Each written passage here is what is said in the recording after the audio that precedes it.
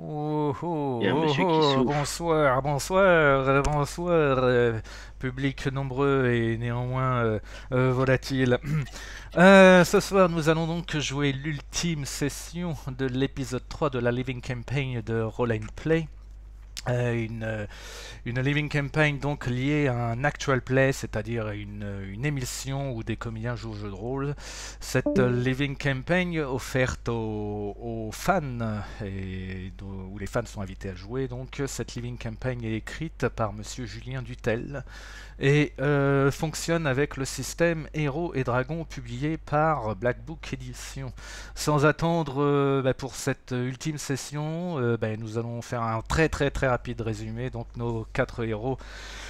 Wu, joué par Agneau Secret, Mézeret, joué par Monsieur Scriff, Edmond de Mille Épées, joué par Monsieur Eldaric, et Gradule, joué par Monsieur Jack Bauer, que vous pouvez retrouver aussi sur notre Discord. N'hésitez pas à y aller, à nous rejoindre, à vous amuser. Donc nos 4 héros étaient perdus dans un monde miroir.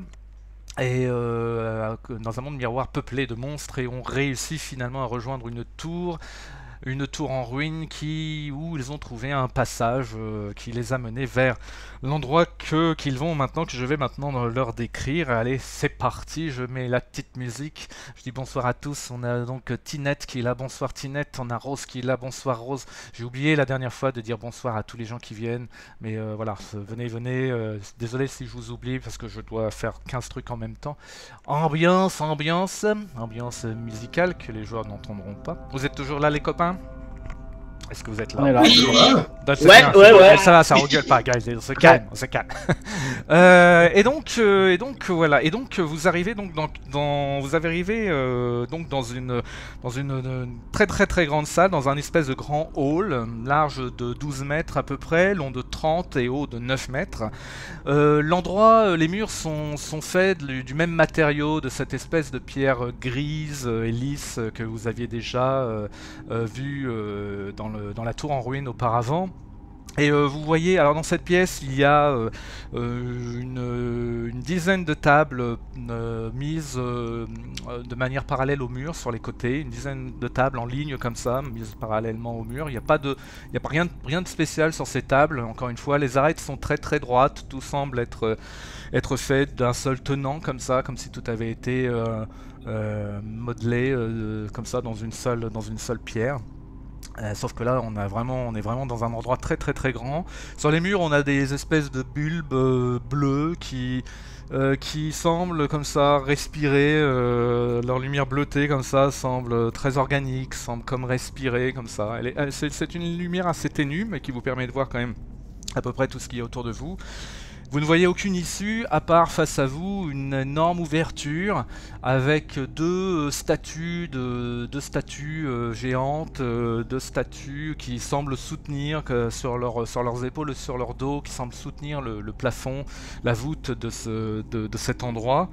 Et donc, si j'ai bien dit, je crois, voilà. Donc, ben voilà, je vous laisse maintenant décider ce que vous voulez faire, mes chers amis. Néanmoins joueur. Je me retourne, qu'est-ce qu'il y a derrière? Derrière nous.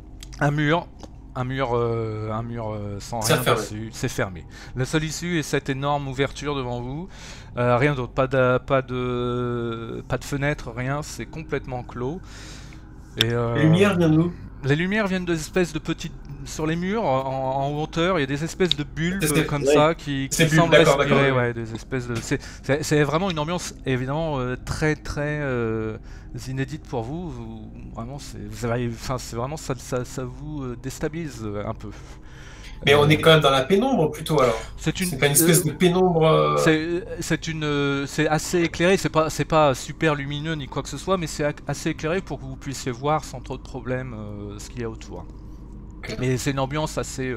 oui, quand je vais dire pénombre, on s'entend, c'est-à-dire que la luminosité n'est pas très élevée, mais vous n'êtes pas... Enfin, vous n'avez aucun problème pour vous déplacer, pour voir autour. Donc voilà. Alors, j'aurais une petite question. Oui. Du coup, on est passé à travers... oui. Je sais plus exactement. Vous un étiez miroir, passé, ou oui, un une truc. espèce de miroir en fait, une espèce de grande dalle, oui. Une espèce de truc. Oui. Et est-ce que du coup, comme on était dans un monde miroir, est-ce que on arrive à percevoir ou à reconnaître au niveau de l'air, de quelque chose, de l'ambiance, de l'architecture, si on est retourné en Pangée, ou si on est toujours, on n'est pas sûr. Vous n'avez aucun moyen de savoir où vous êtes. Encore une fois, cette architecture vous est vraiment inconnue. Enfin, oui, vous est inconnue. Hein. C'est vraiment ça vous déstabilise un peu. Et l'air est légèrement chaud, agréable d'ailleurs, mais vous n'avez aucun moyen de savoir dans quel endroit vous êtes. Il n'y a aucun moyen. Et j'imagine qu'aucun d'entre nous sait si on peut passer d'un monde miroir à un autre monde miroir ou s'il faut toujours repasser par Pangée au milieu. Moi, en réponse à Mézeret, je saute sur une table et je commence à courir tout le long de la table pour me diriger vers la grande entrée principale en essayant de faire le moins de bruit possible. Ok, tu vas faire un jeu de discrétion pour voir si tu évites de faire du bruit. Mais bien sûr. J'ai une dernière question.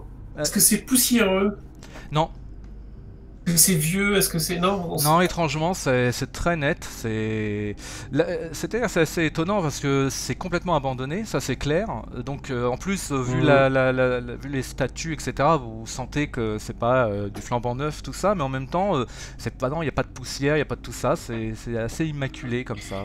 Encore une question. Oui. Encore une question. Gradul, quand on était à l'extérieur de la tour, avait reconnu que cette tour avait été construite par une civilisation très ancienne. Ouais. L'extérieur, oui. Est-ce que ces statues me rappellent la même chose? Bah, disons que oui, ça pourrait évoquer en effet quelque chose de très ancien. La taille de ces géants vraiment évoque certainement une civilisation différente a priori.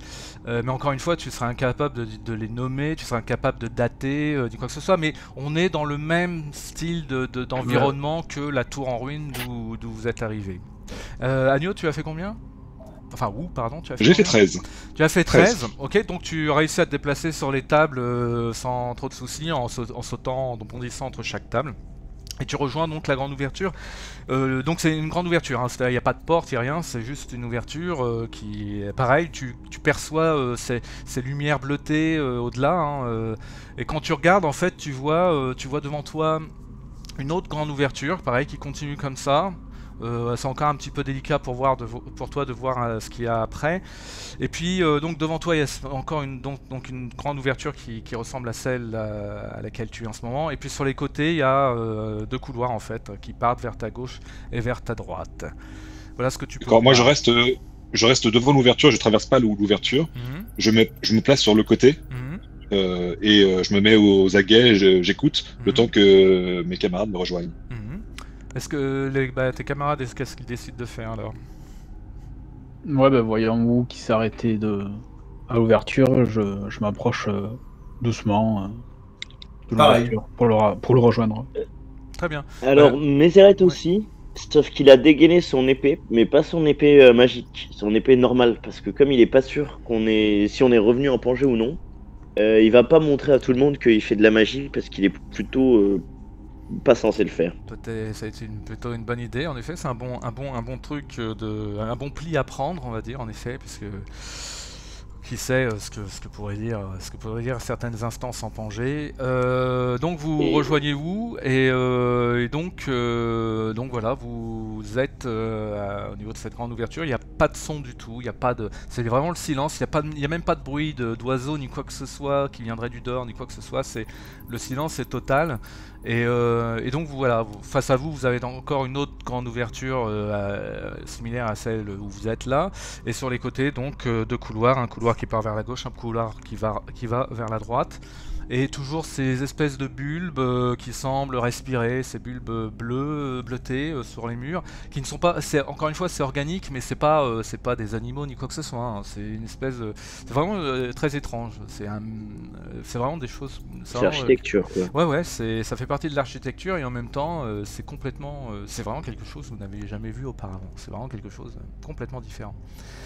Qu'est-ce que vous décidez? Ces couloirs, ils sont longs. Bah tu regardes, tu jettes un petit œil. Tu veux jeter un œil pour voir un petit peu. Alors tu regardes doucement et en fait c'est des couloirs, non, c'est assez court. C'est que je dise pas de bêtises, il y a quoi? Il y a 6 mètres, et vous voyez, enfin toi tu vois, pardon, tu regardes de chaque côté, ça fait à peu près 6 mètres, donc c'est vraiment très court, hein, et vous voyez et tu vois des portes, pareil, des portes avec cette espèce de matériaux gris, lisse, etc.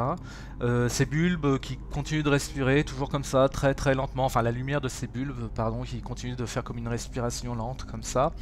Et rien de spécial à part ça, pas de... Les murs sont nus, quoi, il n'y a pas de choses spéciales. C'est vraiment... Voilà. Les portes sont fermées, là, c'est pas des ouvertures.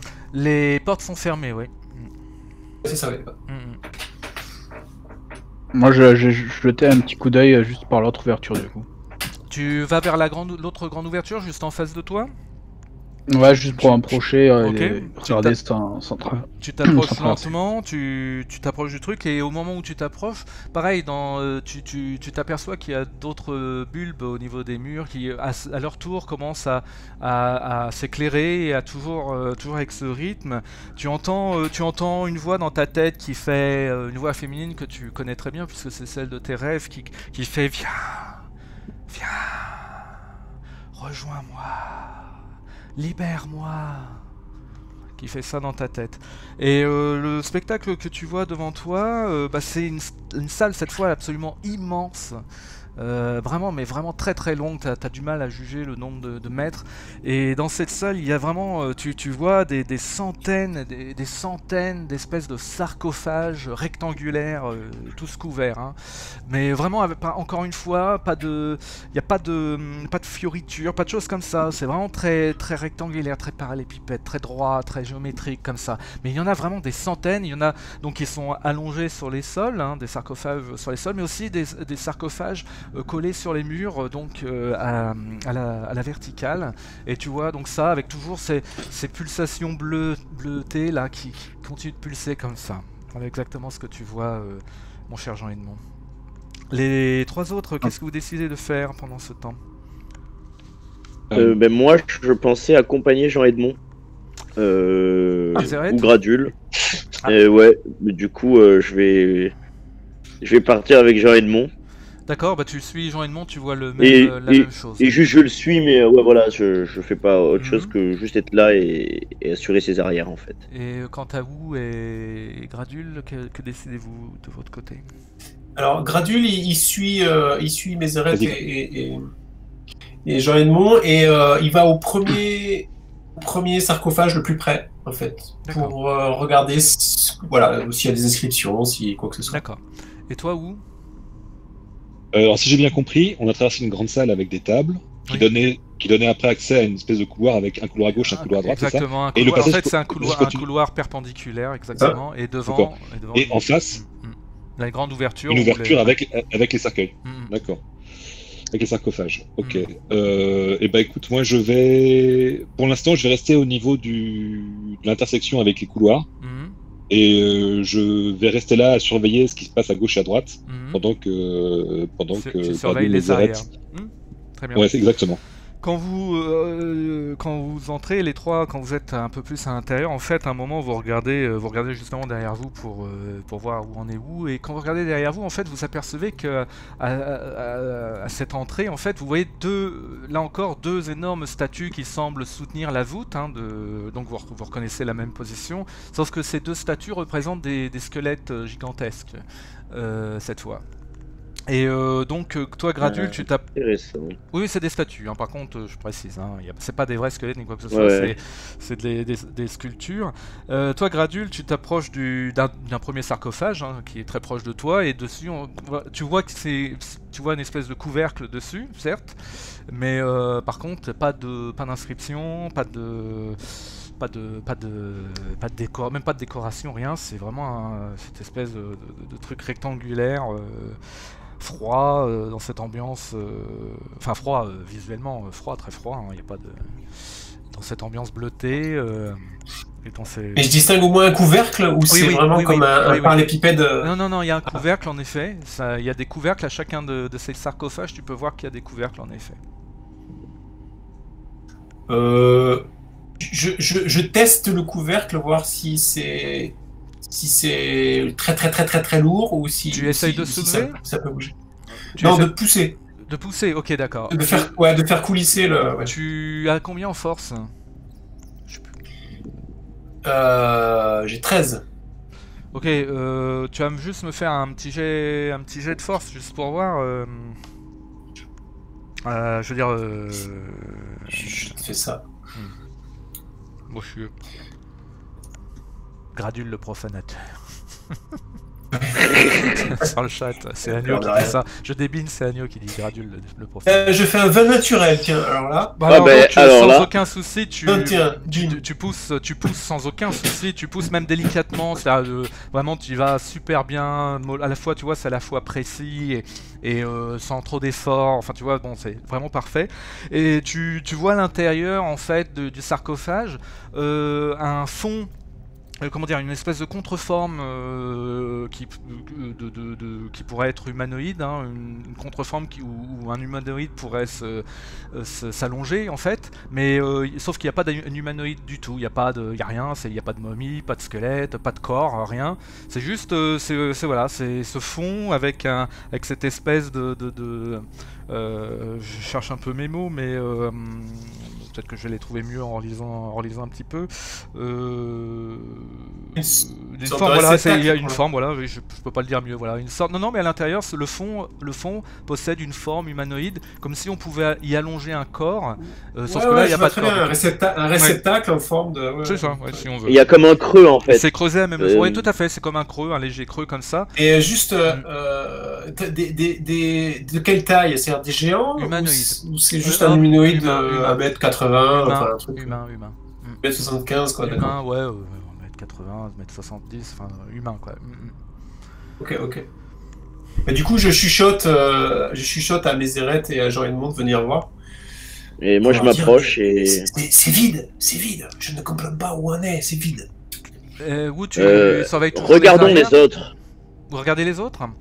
Ouais. Mézéreth, moi j'ai 18 en force. Ok, bah je vais pas te faire un jet, on va dire que vous y arrivez, toi avec 18 c'est bon. Donc pareil, tu ouvres un autre sarcophage pour voir?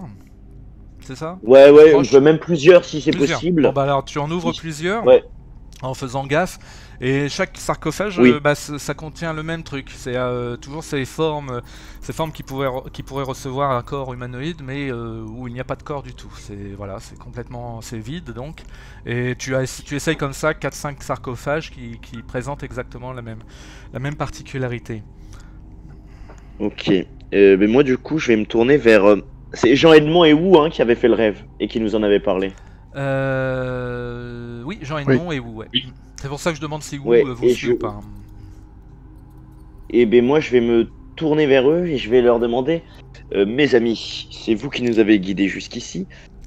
Est-ce que vous reconnaissez cet endroit ou est-ce que ça vous dit quelque chose? Ça évoque une scène de votre rêve? Non, pas du tout. Les rêves qu'on a... Du moins que j'ai fait, s'arrêtait au miroir qu'on a traversé dans la tour. Je n'ai rien vu de plus que cet endroit en tout cas. Oui, tu rentres où ou pas, ou tu restes toujours à l'extérieur? Pour l'instant, je reste toujours au niveau du couloir. Je regarde, je lance un regard réprobateur à Gradule et à mes compagnons, tandis qu'ils profanent les sarcophages. Visiblement, ça n'a pas l'air de me convenir. Et je me dis que il serait bon de ne pas trop progresser en laissant des portes closes derrière nous. On ne sait jamais ce qui se trouve derrière. Donc, comme Mézéreth s'est retourné, je lui fais un signe pour lui indiquer que je me dirige sur le couloir de gauche et que je vais me rapprocher de la porte qui se trouve sur ma gauche. Donc, tu vas quoi? Je vais me rapprocher de la porte qui se trouve dans le couloir de gauche. D'accord. Du coup, comme j'ai vu ça, je préviens les deux autres. Je leur dis, allons voir où. J'ai une dernière question, Fred. Oui, peut-être que tu as déjà décrit, mais tout au fond de cette grande salle au sarcophage, est-ce qu'il y a une autre ouverture? J'ai oublié ce détail. Le mec. Oui, j'ai oublié. Mais non, tout au fond. Oui, enfin, parce que c'est aussi une salle très très grande et que vous venez d'y rentrer. Et donc vous voyez tous ces sarcophages. Et en effet, au fond, vous voyez une autre ouverture au fond, en effet, voilà, juste une ouverture au fond, mais là, par contre, vous voyez pas ce qu'il y a après, parce que c'est quand même assez éloigné, malgré tout. Ok. Je leur fais quand même signe d'aller voir Wu pour pas qu'on se sépare, en fait. Ah oui, Et- du coup, et moi, Le truc, c'est que... Et moi, j'y vais dans le même pas, quoi. Jean Edmond, tu cernes quand même que au fond de cette salle, là où il y a l'ouverture, l'autre ouverture, tu peux sentir quand même que la pulsation bleutée est plus forte et se fait plus forte vers cet endroit-là. Donc, je vais vous redemander D'accord. tous un par un ce que vous désirez faire. Donc, où toi, tu t'approches de la porte du côté gauche, c'est ça? Je me rapproche de la porte discrètement et t'approches je de vais la aller. porte. Gradule, tu fais quoi? pareil, je suis le groupe et je vais voir où. Ok, Mézareth, pardon. Ben moi j'ai indiqué aux autres que Wu se dirigeait vers la gauche et je l'ai suivi Tu pour fais donc pas qu'on se aussi. sépare. Et Jean Ouais. Edmond, Moi, je vais ressortir de la pièce, mais je vais rester au centre au croisement. pour les voir et puis un peu intrigué par D'accord. ce qui se passe au fond. Je sais pas trop. Donc tu restes sais au pas trop croisement, comment réagir. tu restes au croisement du ce couloir et des deux entrées pour voilà. Voilà, Ok, pour les avoir à l'œil, mais pour continuer de à toute regarder. façon, c'est encore pas une fois, qui c'est m'intrigue. vraiment, ça fait 6 mètres à tout casser la distance, donc tu les as à l'œil sans aucun problème. Il y a pas de. Ah oui, Donc, c'est vraiment pas très loin. quoi. c'est très proche. Donc vous trois, vous approchez de la porte, donc cette fameuse porte, et que faites-vous? Est-ce que vous avez du pain? Non, pas. Non, par contre, j'essaye de C'est me Living concentrer Campin. pour voir si j'entends un bruit quelconque, un son quelconque qui proviendrait derrière la porte. Rien, pas de bruit, rien. Aucun bruit. Donc je me saisis de la poignée, s'il y a une poignée. Il y a et pas de j'essaie poignée. d'ouvrir. Moi je la pousse. Qui la pousse? C'est Mézareth? Mézareth. Ok, Mézareth je- la pousse, je- donc tout d'un coup, tu vois le bras de Mézareth qui pousse le truc devant toi. Qui passe au-dessus de moi. qui va devant toi. Et la porte Je passe s'ouvre. au-dessus. Ça va encore finir en explosion occulte, ça. Oui. Non, la porte s'ouvre sans aucun problème. Elle n'est pas du tout verrouillée ni quoi que ce soit. Elle s'ouvre comme ça et même de manière, c'est même assez étonnant. Elle s'ouvre avec énormément de facilité. Vraiment comme si ça avait été parfaitement pensé. Et vous voyez derrière, donc la porte s'ouvre comme ça et vous voyez derrière une pièce circulaire qui fait environ une dizaine de mètres de diamètre. Et de là où vous voyez tout ça, hein, et vous voyez sans problème au sol, il y a une vingtaine de cercles au sol qui sont gravés. Et dans ces cercles, vous voyez des symboles, juste des symboles gravés dans ces cercles. Donc Est-ce que moi je les reconnais? tu ne reconnais absolument pas ces symboles. C'est que des symboles géométriques gravés, tu vois pas trop à quoi ça pourrait être lié. C'est pas. Ça m'évoque pas de la magie ou quoi? Non, non, pas vraiment, non. Ok. Non. Non, mais comme je me dis peut-être que j'aurais pu connaître, mais ok. En dehors de ces cercles gravés à même le sol, la salle est complètement vide. Pareil. C'est une salle vide. circulaire vide. Exactement. Ok, moi je ne m'attarde pas, je fais demi-tour et il n'y a pas d'autre issue dans cette salle. Ah, pardon? Il n'y a pas d'autre issue dans cette salle. Pas d'autre issue dans cette salle, non, il n'y a pas d'autre issue. Non, c'est des salles. Donc moi je fais demi-tour et je vais me diriger vers l'autre porte. D'accord. Et on retrouve vraiment aucun objet? Non, juste ces cercles gravés au sol avec ces symboles, une vingtaine et rien d'autre. J'allais le dire en fait juste avant que Agnew parle, mais Gradule fait exactement la même chose. Gradule Du et coup, Agnew, donc vous allez de l'autre côté. Du coup, il va à l'autre porte. Côté ouais, opposé, tout ok. à fait. Et les autres, alors, Jean Edmond, qu'est-ce que tu fais toi? Tu les regardes passer devant, derrière. Ouais, moi je les regarde passer, je me demande ce qu'ils font. En train de siffloter, tu sais. Le mec. Et Mézareth, Eh ben tu moi fais je quoi? les suis. Tu es ici. Donc vous allez vers l'autre porte, que faites-vous? Je vais essayer d'ouvrir la On porte ouvre. avant mes arrêtes. Je sais que ça va être... Je vais essayer d'être un peu plus rapide que lui. Tu pousses la porte? Je Tu as dit pousse la ça, hein. porte. Ah, tu pousses la porte. Pareil, Oui, je pousse le la porte, oui, mécanisme a l'air ça. exactement d'être le même. Une facilité déconcertante pour la porte, de pousser cette porte et de l'ouvrir. Et en fait, derrière, vous voyez exactement le même style de pièce, exactement la même chose. Sur les cercles, les symboles sont peut-être un poil différents, mais toujours dans le même style géométrique, comme ça. Mais c'est exactement la même pièce, le même style de pièce, pardon. Pareil, hein, 10 mètres de diamètre. mettre en gros, truc gravé au sol, cercle gravé au sol, pardon. Donc c'est exactement, ouais, vous voyez exactement le même truc. Et ces cercles gravés, il y a un nombre déterminé? Une vingtaine, 20. Une vingtaine? Dans chaque pièce. Dans chaque pièce. Dans chaque pièce.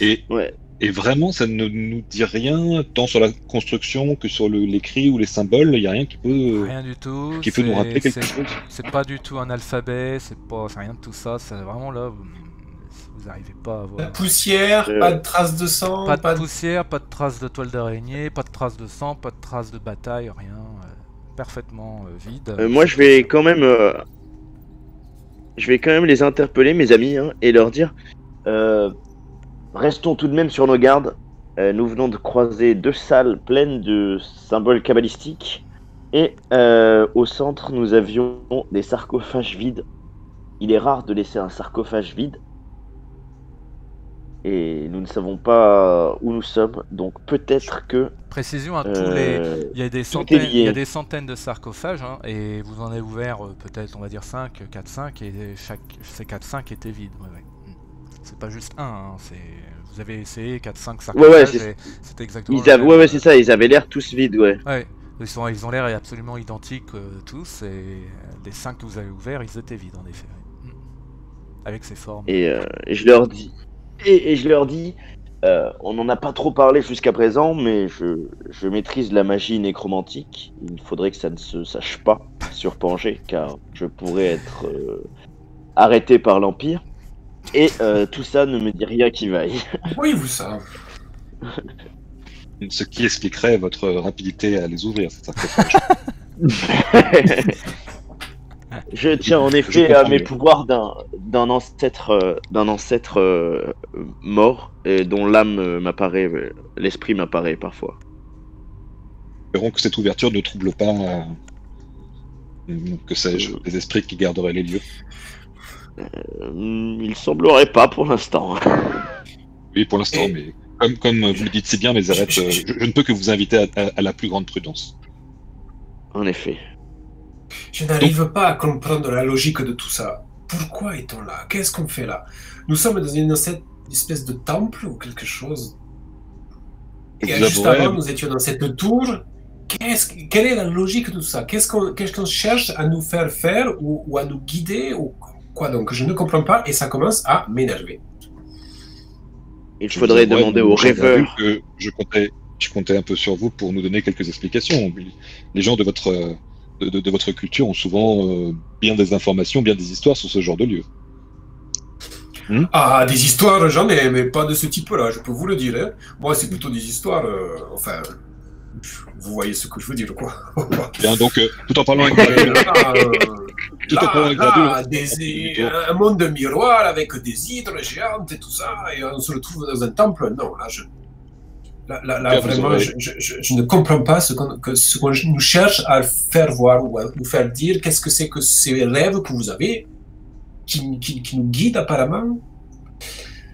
Continuons, mes amis, il faut qu'on trouve. Vous aurez bien des choses à raconter par la suite. Ah, ça, alors là, je vais vous dire... Donc, tout en parlant avec Gradule, on fait demi-tour et on repasse devant Jean-Edmond. Et sous son regard circonspect, je hausse légèrement les épaules. Vous n'avez rien trouvé dans ces salles? Non, rien du tout. Enfin, rien que nous ne comprenions. Allons au bout de la salle des sarcophages. Il y avait là-bas une issue. Et c'est la seule, de toute façon. Et c'est en effet la seule qui semble mener quelque part. Mais attention. Bien, reprenons la route. Donc on reprend la direction de la salle. Okay. Et on poursuit. Ouais. J'essaie de passer un peu devant. Vous et Jean-Edmond, quand vous rentrez dans cette salle des sarcophages de nouveau, vous entendez chacun dans votre tête, vous entendez de nouveau cette voix qui fait venez, viens, rejoignez-moi, libérez-moi. Cette voix féminine qui habitait vos rêves, qui semble vous parler de nouveau. Et vous continuez de votre périple dans la salle des sarcophages vers la grande ouverture de l'autre opposé, pardon. Et vous arrivez dans une autre... Moi je vais lancer simulacre de vie. D'accord. Pour gagner 6 PV temporaires, parce que je suis sous pression. Vous continuez d'avancer donc dans cette longue place, pardon, cette longue salle, excusez-moi, remplie de sarcophages, vraiment des centaines, vraiment c'est énorme, c'est vraiment, il y en a partout. Et vous continuez, mais vraiment dans un silence pesant, vraiment il n'y a pas un bruit, rien, il n'y a que juste vos pas sur cette espèce de pierre lisse et grise, pareil, très étrange. Vous continuez d'avancer, vous arrivez donc de l'autre côté de cette ouverture, vous arrivez dans une pièce, elle aussi, elle est gigantesque, pareil, encore une fois, une pièce absolument énorme.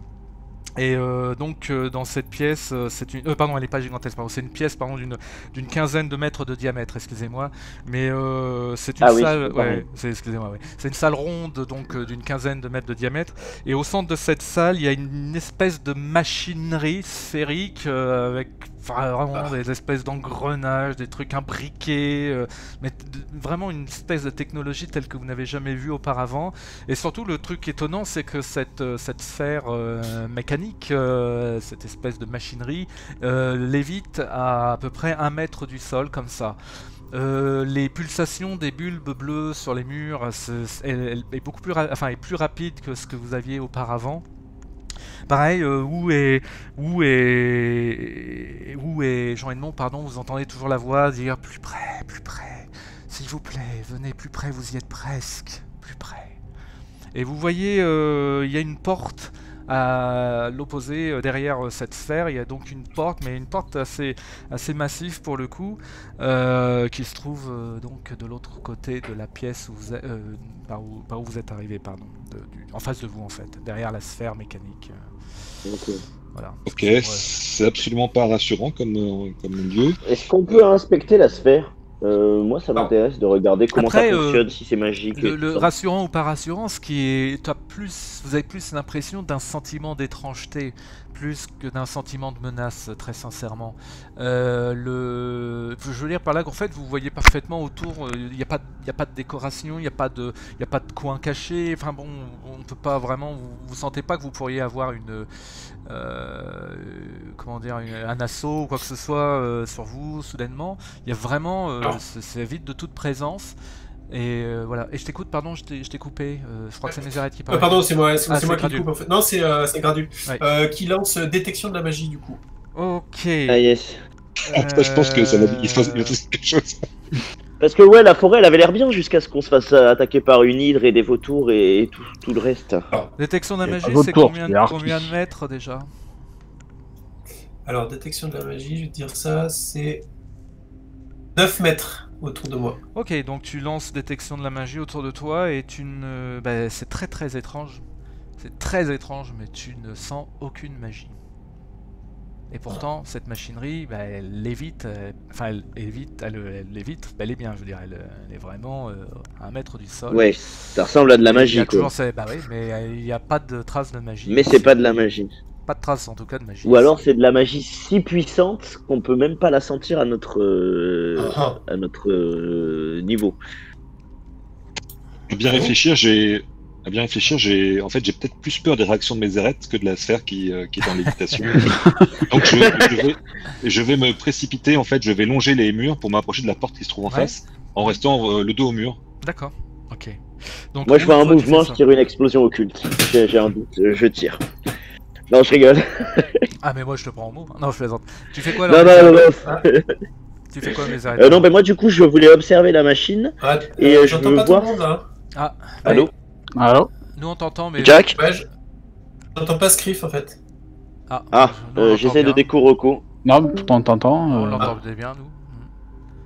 Il va revenir, c'est pas grave. Tu nous entends sinon? Je sais pas si... Moi j'entends tout le monde, ça va, sauf Scriff. Bon. Alors Scriff, tu m'entends mieux là? Ouais. Ah yes, c'est bon, c'est chiant. Ok. Il y a un truc bizarre. Eh bien, je sais. Vas-y, pourquoi, mais bon. Je suis désolé, t'as été coupé. Eh bien, ouais, mais bon, c'est pas grave, ce que je voulais dire, c'est que du coup, j'observais la machine et je me demande, est-ce que je peux attraper un de ces bulbes bleus là qui palpitent? Ils sont vraiment en hauteur. Pour les atteindre, même toi qui es assez grand, ça va être assez délicat quand même. Il faudrait. Là, autour de toi si c'est compliqué, ouais, non, ils sont je vais aller vers la porte alors. Hein. D'accord. Donc toi aussi tu vas vers la porte. Ouais, vers la porte. Et je vais essayer de l'ouvrir avant vous. D'accord. Pour l'embêter. Ok, donc Mézeret va tenter d'ouvrir la porte directement avant vous. Et les Gradules, alors, qu'est-ce que tu nous fais Gradule est complètement fasciné par la sphère. Ouais.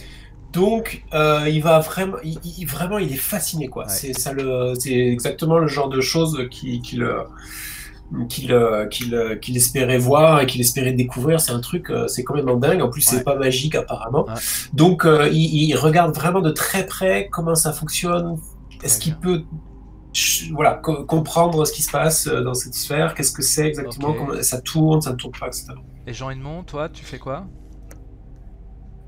Moi je les regarde faire. Tu restes en retrait, pas du tout rassuré. Ouais, parce que cette voix qui me parle dans ma tête, ça me rassure pas du tout. La voix est celle de ton rêve, hein, celle que tu avais. Oui, tout à fait. Mais voilà.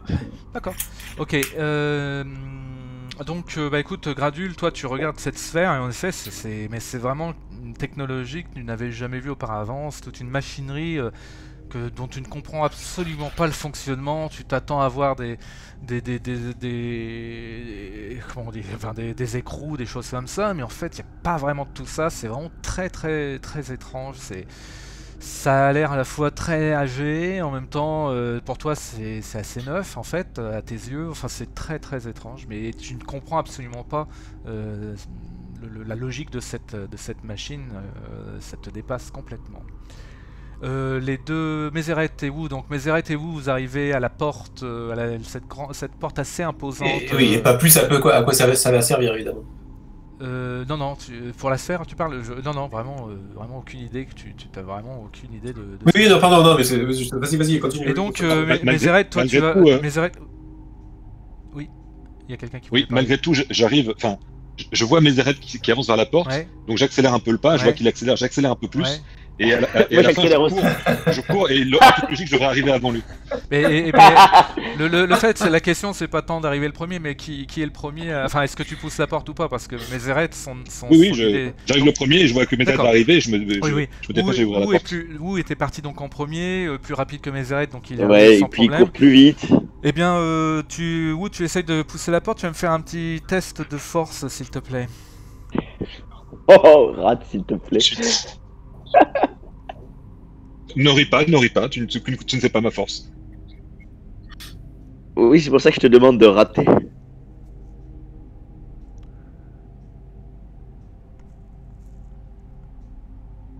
Suspense. Alors? Bienvenue sur Fort. Attends, ça vient. Bienvenue à Fort Boyard. Ça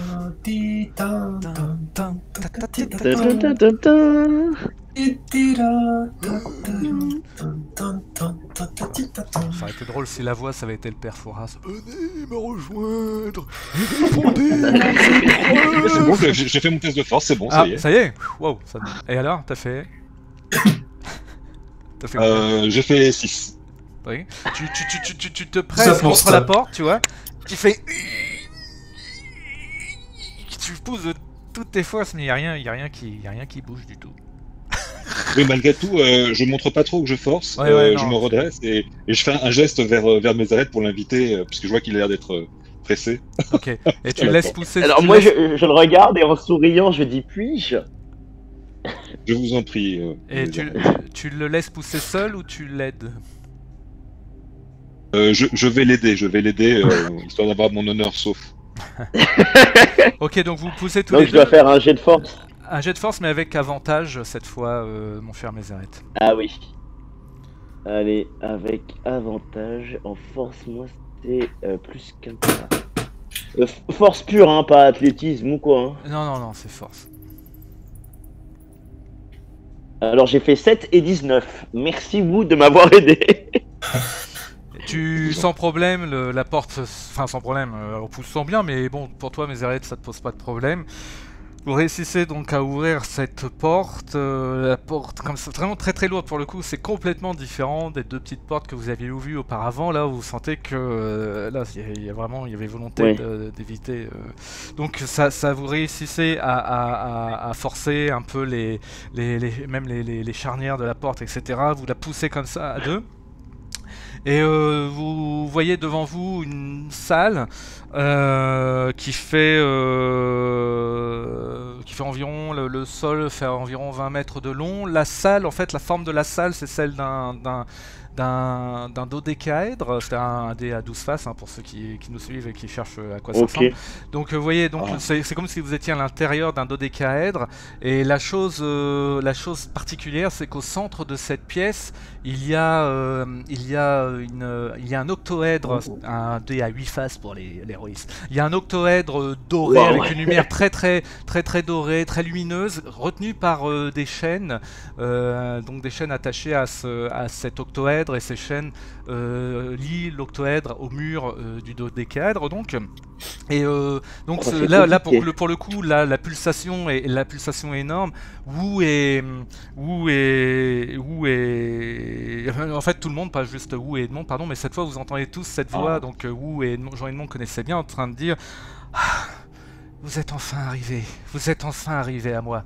Et une chose supplémentaire, c'est que sur le sol, la voix semble venir de l'intérieur de cet octoèdre, et sur le sol, vous voyez une forme que je vais afficher sur le live et que vous allez voir donc dans quelques secondes, je pense.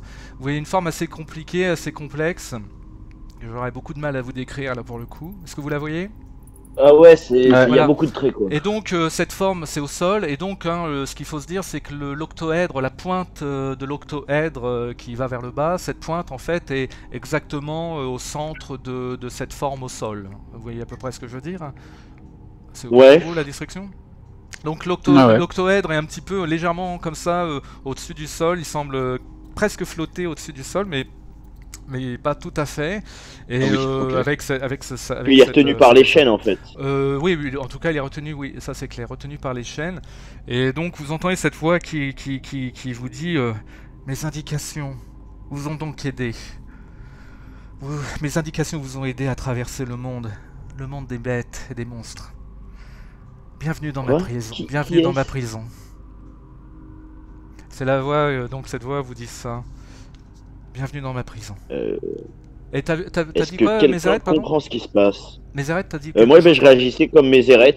Ouais, je disais qu'est-ce que c'est, et je demande quelqu'un comprend ce qui se passe. Au moment où tu dis qu'est-ce que c'est, la voix te répond, elle te répond directement comme ça. Elle te dit je suis un esprit ancien.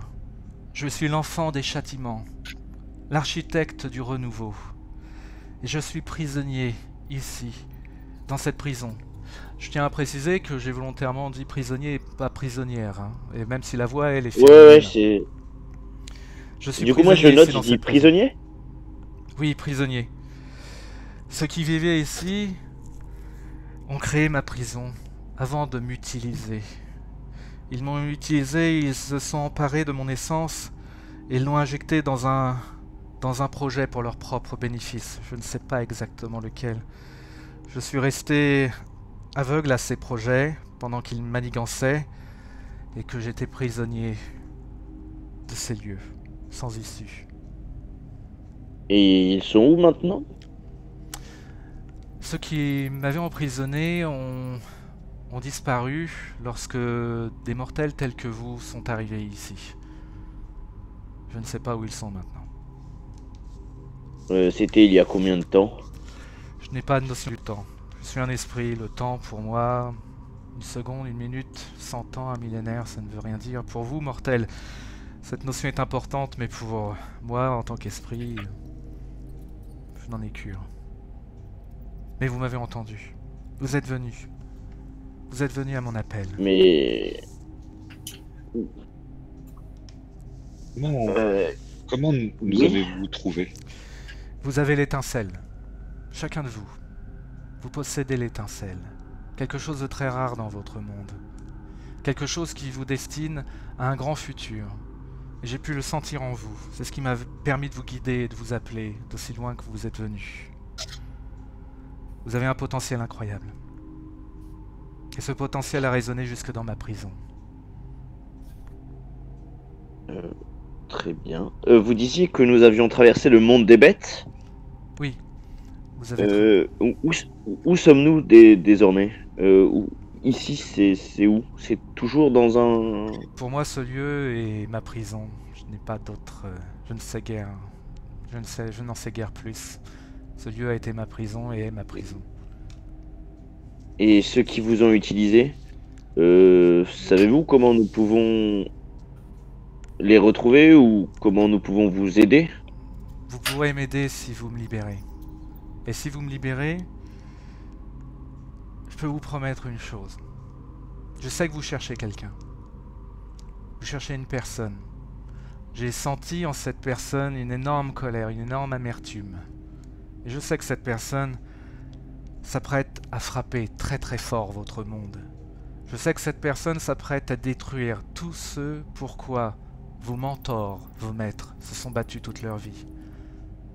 Cette personne est très dangereuse. Ah, vous les connaissez? Oui. J'ai senti aussi leur présence. Je n'ai rien pu faire pour eux. Mais j'ai pu observer de manière... disons que parfois cette prison a quelques fissures qui se sont offertes, qui sont apparues au fil du temps. Je sais comment vous conduire à cette personne. Si vous me libérez, je peux vous conduire à elle.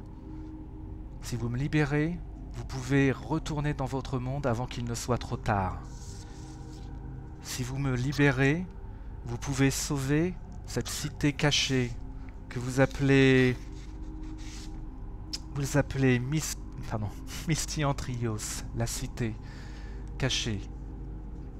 Et en fait, Misty Antrios, pardon, ça nous dit un truc? Bah bien sûr, c'est le nom de la cité où vos mentors devaient vous conduire. C'est la cité cachée de l'Ordre Rouge. Ah! Sachez-le, mortel. Doucement. Alors, Gradule s'est rapproché au fur et à mesure.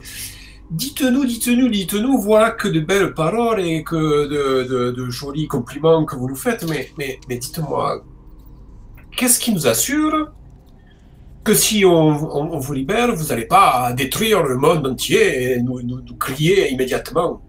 Bon. Je suis un... Vous voudrez que nous vous fassions confiance? Je n'ai aucune raison de détruire votre monde. Ce n'est pas moi qui vais détruire votre monde. Ah, mais ça, c'est vous qui le dites. Moi, je voudrais quand même savoir. La menace qui pèse sur votre monde n'est absolument pas moi. La menace qui pèse sur votre monde est celle que vous recherchez. Avez-vous plus confiance en elle qu'en moi? Moi qui vous ai guidé jusqu'ici? Moi qui vous offre... qui me dit que vous êtes... Qui me dit que vous êtes meilleur qu'elle? Si ça se trouve, vous êtes deux mauvais esprits qui avaient de sombres desseins. Vous avez le choix entre me libérer ou me laisser ici. Vous avez le choix entre me libérer et retourner dans votre monde au lieu dit de Misty Antrios, là où se déroulera l'attaque de celle que vous cherchez, là où elle va frapper, ou vous me laissez prisonnier ici. Vous devrez retourner et vous atterrirez peut-être dans un endroit que vous ne pouvez absolument pas contrôler. J'ai le moyen de contrôler l'endroit de votre retour. J'ai juste une question hors RP, Fred. Je finis juste la phrase. Et de plus, je serai peut-être capable de vous aider dans votre quête dans le futur. Vas-y, mon cher ami. Qu'est-ce que tu voulais me poser comme question? Non, c'était juste en fait, t'as précisé que c'était l'esprit de quelque chose et je sais pas si c'est la vengeance ou si t'avais dit autre chose. C'est l'esprit qu'elle a dit, c'est l'esprit ancien, l'enfant du châtiment, l'architecte du renouveau. Ouais, du châtiment. Ok, ouais, voilà, c'était ça. L'enfant des châtiments, pardon. L'enfant des châtiments et l'architecte du renouveau. Voilà ce qu'elle vous a dit précisément quand elle s'est présentée. Oh, ok. Ouais, c'était juste que j'étais plus sûr de l'enfant des châtiments et l'architecte du renouveau. Une fois encore, ce nom ne nous dit rien, ça ne se réfère à rien que nous connaissons. Rien du tout. Et, très bien. J'aurais deux questions à vous poser. La première, où sommes-nous? Je ne sais pas. Ceci est ma prison. Je ne sais absolument pas dans quel endroit nous sommes.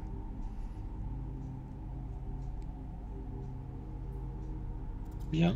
Et deuxième question, que représentent les symboles qui sont au sol? Je ne saurais vous dire. Vous savez bien des choses sur notre monde, vous savez des choses sur notre cité interdite, mais vous ne savez pas où vous êtes. Comment est-ce possible? Mes geôliers ont réussi à me capturer et à soudoyer une partie de mon pouvoir pour leur propre... Je préfère pas trop parler d'eux, mais c'était des gens très puissants. Venait-il de Pangée? Je ne sais pas. Je n'ai pas envie d'en parler. Maintenant, vous avez le choix entre me laisser ici, ou bien me libérer, et aussi vous permettre de retourner sur Pangée, sur cette terre que vous appelez Pangée. Nous avons le choix, mais nous avons le temps également. Esprit. J'ai le temps. J'ai le temps. Nous avons tout le temps pour nous, n'est-ce pas? Pour moi, oui. J'ai du temps. J'ai le temps, je suis un esprit, le temps n'a que peu d'importance pour moi, mais pour vous, mortel. Est-ce vraiment le cas? Mais pourquoi vouloir vous libérer si le temps n'a pas d'importance? Vous pourriez attendre encore des milliers d'années avant que quelqu'un vous libère. Pourquoi maintenant? Vous m'offrez peut-être une opportunité lorsque j'ai senti votre potentiel. Nous sommes les premiers, de fait. Oui. Intéressant.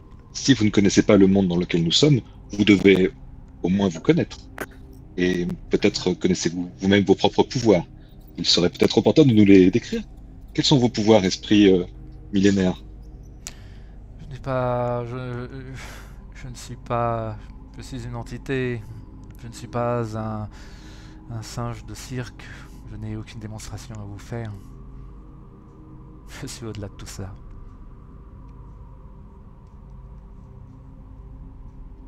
Alors, je n'ai plus d'autres questions et je regarde mes camarades. Gradule, Je pense que Zeret. ce que mon ami voulait savoir, c'était en quelle mesure vous pourriez être capable de nous aider dans la quête qui est la nôtre.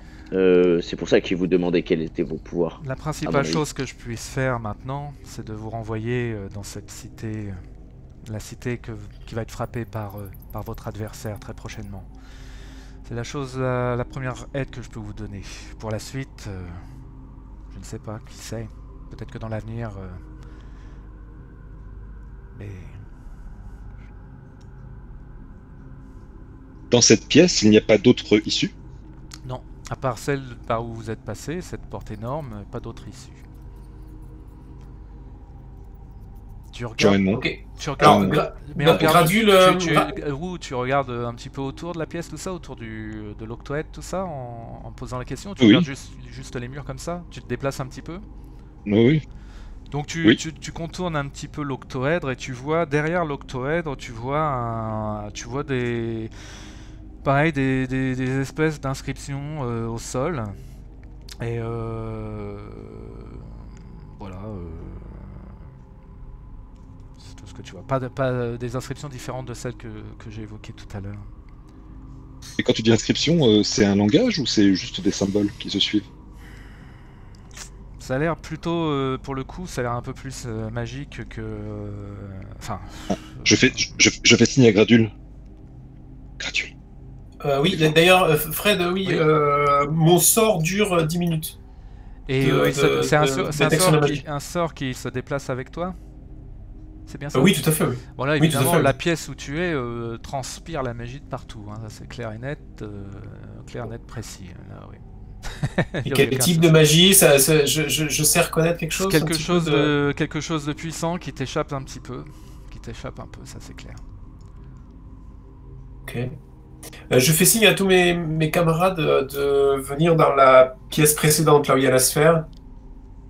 Donc on va retourner vers Je leur fais signe pièce. de se regrouper pour discuter.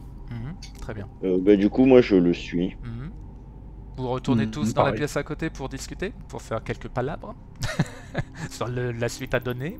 Très bien. Excusez-nous, enfants des châtiments, nous revenons. Elle ne répond pas. Pas de réponse, un silence total. Pardon. Alors, mes amis, nous sommes dans une situation que je qualifierais de critique. Nous n'avons En pas effet. il n'y a pas de sortie. Nous sommes coincés ici. Et apparemment, notre seule alternative, c'est de faire confiance à cet être et de le libérer. Mais dites-moi, je ne sais pas si vous êtes comme moi, mais pour moi, c'est 50-50. Hein. Je suis d'accord, Gradule. Je pense qu'il faut nous tenir prêts. Nous n'avons pas d'autre choix que de le libérer pour éventuellement espérer rentrer chez nous. Cependant, nous pouvons être sûrs qu'il s'agit d'un allié, donc autant être prêt à nous battre et pour en venir à bout le plus vite possible s'il s'avère être un ennemi. Alors, vu le degré de magie qu'il y a dans cette pièce, et vu le type d'être que c'est, je ne donne pas cher dans tout le pot. Hein.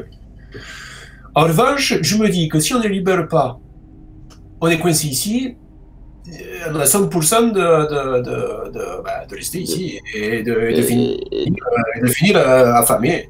Si on le libère, là, on a 50% de chance de s'en sortir. Je me dis que les statistiques jouent peut-être plutôt pour la libération. En effet. Je ne sais pas si vous comprenez mon raisonnement.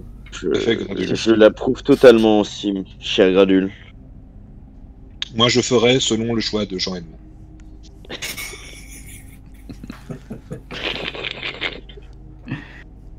Il semblerait que la décision repose sur vous, mon ami.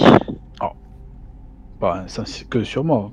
Tout le monde pour une décision. Mais en effet, non. Moi, je me fierai à votre décision qui est bien souvent sage. Le destin des personnages repose vous sur peut-être, Jean mais... Edmond. Toujours. Là, ce que vous dites... C'est le comic relief de notre aventure. Ce que vous dites, mon cher Gradule, est en effet de bon sens. C'est nous n'avons pas d'autre issue ici. De ce que vous avez visité les autres pièces. La seule issue qui nous est offerte, elle est par cette entité. Donc je suis du même avis que vous. Tentons notre chance. Personne ne peut nous sauver. Personne ne peut nous sauver à part nous-mêmes. Personne ne peut le faire pour nous. Nous devons nous-mêmes marcher dans notre propre voie. Et je me dirige vers le D8 géant. Si tu n'es pas ami Wu, Je le lance. et je le suis. Moi, je lance armure des ténèbres, des ombres, et je dégaine mon épée magique. D'accord. Et j'avance vers... Pardon? Non, je fais pas d'explosion. Si je commence à le voir incanter, ça va mal se passer. Donc, Mézeret, toi, tu as lancé une armure magique, c'est ça? Et tu as dégainé ton épée, mais magique, hein, c'est ça, hein, celle qui Ouais, c'est ça, j'ai rangé l'épée en métal. L'épée badass. J'ai invoqué mon... Ouais, l'épée super badass, je l'ai invoquée. C'est une épée qui... S'il faut taper dessus, je tape avec ma plus grosse épée. L'épée fait de la lumière, tous ces trucs-là, enfin c'est ça, hein, si je me souviens bien, il y a une... Oui, elle est mauve et elle fait de la lumière violette. Donc on voit que c'est une épée spéciale. Okay. Ouais, oui, puisqu'elle est entièrement magique. D'accord.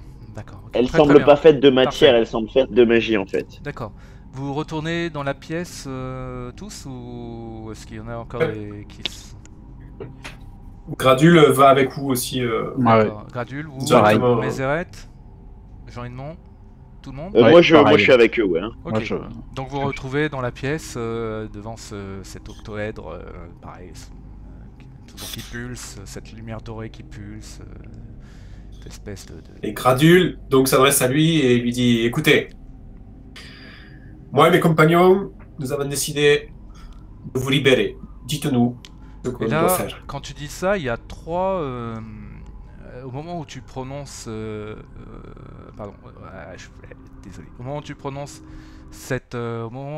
cette phrase, il y a trois petits piliers comme ça d'un mètre 30. Je dis pilier, désolé si c'est pas le bon mot, des fois mon vocabulaire est c'est un peu pas encore au point.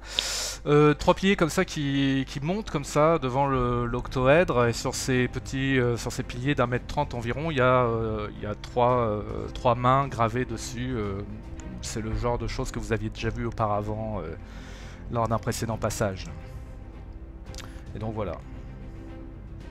Et la voix vous fait appuyer sur ces piliers, et je vous transporterai au lieu où vous devez vous trouver maintenant, au lieu que vous recherchez.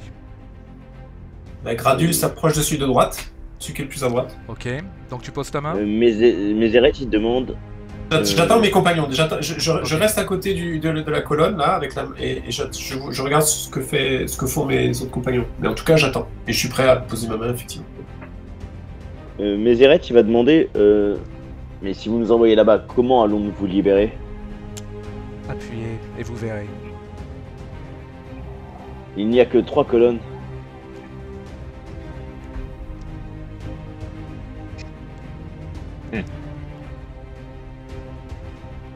Fred, Oui. tu nous entends? Oui, mais j'attends de savoir ce que vous allez faire. D'accord. Moi, je me dirige vers le D8 géant. Il est lumineux d'après le dessin. J'ai l'impression qu'il y a une lumière qui en émane. Oui, tout à fait, oui, une lumière dorée comme ça, très, qui pulse, qui en émane, etc. C'est une lumière qui vient de l'intérieur et qui éclaire vers l'extérieur. C'est comme si le dé était transparent, ou bien est-ce que c'est une c'est énergie, sur la surface? c'est la surface, enfin c'est difficile de savoir si c'est la surface elle-même ou si c'est quelque chose qui viendrait de l'intérieur. C'est une espèce d'énergie brute comme ça qui semble émaner, dorée, ouais. En m'approchant de cette prison, je ne perçois aucun mouvement sous la surface. Je dois Aucun pas... mouvement, rien, non. Bien, notre choix est limité. Je me dirige vers un des piliers et je m'apprête à mettre ma main sur l'emplacement prévu. Je regarde que tout le monde est en place. Donc il y a Gradule, il y a toi et quelqu'un pour le troisième? Moi, je m'approche du dernier avant de m'approcher. Mon cher Mézeret, si on est transporté directement dans la forteresse de l'Ordre Rouge, votre épée pourrait faire des ordres, non? En effet. Et je la révoque. Jean Edmond, tu vois, je veux te dire, hein, franchement, il a un truc dans le cerveau, ce mec-là, et c'est pas des spaghettis. Hein. Moi, j'attendais le truc. Que je me fie à son jugement. Donc, ok. Et je révoque aussi mon armure, puisque en fait, quand je l'invoque, ça fait comme si j'avais une armure d'ombre sur moi. Okay. Et donc, ouais, je révoque ça, et je fais Jean Edmond, allons-y, et je vais avec lui vers la dernière colonne, puisqu'en fait, il y en a pas 4. Ok. Et vous faites quoi? Jean Edmond, Gradule, je jette un regard vers eux, puis sous un signe entendu, je hoche la tête, et j'appuie la main en même temps que mes compères. Pareil. Pareil. Vous pressez donc les mains et vous voyez soudain les chaînes qui retenaient l'octoèdre tomber au sol. L'octoèdre qui commence à tourner de plus en plus vite, la lumière devient de plus en plus éclatante. L'octoèdre tourne à une vitesse folle, commence à prendre une forme sphérique. La lumière devient extrêmement lumineuse, extrêmement puissante. Vous en êtes complètement aveuglé. Il y a un énorme flash qui se forme. Tout d'un coup, vous vous retrouvez dans un endroit plutôt sombre avec quelques torches sur des murs. Une espèce de grande pièce comme ça. Vous regardez au sol et en fait au sol vous reconnaissez une espèce de cercle de téléportation en fait avec des runes dragoniques. Tout d'un coup la porte s'ouvre. Un homme entre. Cet homme a une 50aine d'années. Il a le regard sévère, il porte une grande cape rouge. Il a un énorme blason de l'Ordre Rouge. Il est suivi par 10 soldats derrière lui qui rentrent à leur tour, qui vous entourent. Les 11 hommes vous regardent. Et la suite au prochain épisode. Mais non. La suite au prochain épisode 4 et dernier épisode de la Living Campaign, ça sera pour le début décembre, donc à peu près.